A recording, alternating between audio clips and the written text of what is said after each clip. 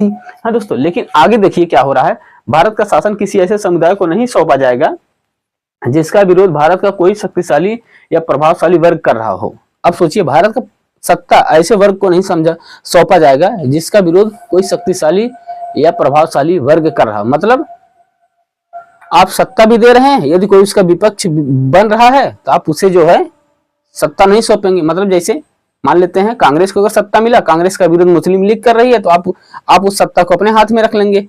अब मुस्लिम लीग अगर सत्ता पा रही है, कांग्रेस अगर विरोध कर रही है, तब भी आप अपने हाथ में ले लेंगे। मतलब किसी भी तरीके से पक्ष होगा पर विपक्ष नहीं होगा। तो ये कौन सी सत्ता आप सौंप रहे हैं? अरे भाई, कोई पक्ष होगा, कोई अगर शासन चलाएगा तो उसको बैलेंस करने के लिए विपक्ष होना चाहिए।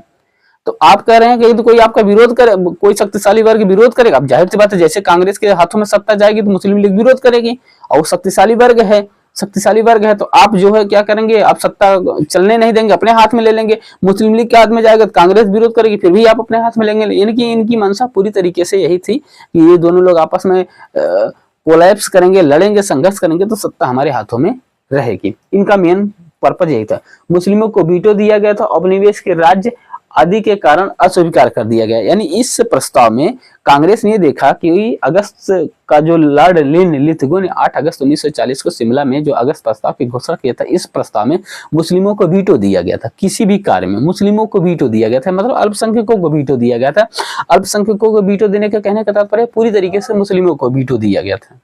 अब समझिए क्या परिस्थितियां ये क्रिएट कर दिए थे कि ताकि किसी भी परिस्थिति में आप अगर शासन को अपने हाथ में ले लें और चला भी न पाएंगे।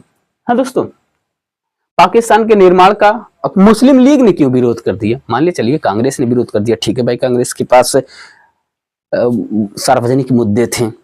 कांग्रेस ने 8 प्रांतों में सरकार बनाया था, कांग्रेस को सब कुछ देखना था। तो ठीक है भाई, कांग्रेस ने विरोध कर दिया कि आप मुस्लिमों को वीटो दे रहे हैं और डोमिनियन स्टेट की बात कर रहे हैं, जो कि अब वह मांग मर चुकी है। फिर भी मुस्लिम लीग ने क्यों विरोध कर दिया इस अगस्त प्रस्ताव को?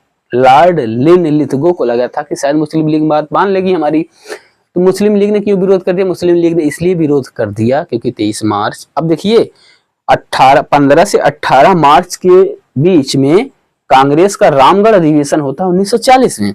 यानी 15 से 18 मार्च के बीच में कांग्रेस का अधिवेशन रामगढ़ में होता है, और रामगढ़ अधिवेशन में यह घोषणा किया जाता है कि यदि भारतीय सैनिक या भारतीय लोग द्वितीय विश्व युद्ध में इन्वॉल्व होंगे, शामिल होंगे, तो अंग्रेज उस शासन की चलाने के लिए भारत में एक अंतरिम सरकार का गठन करेंगे। कांग्रेस ने यह घोषणा किया है।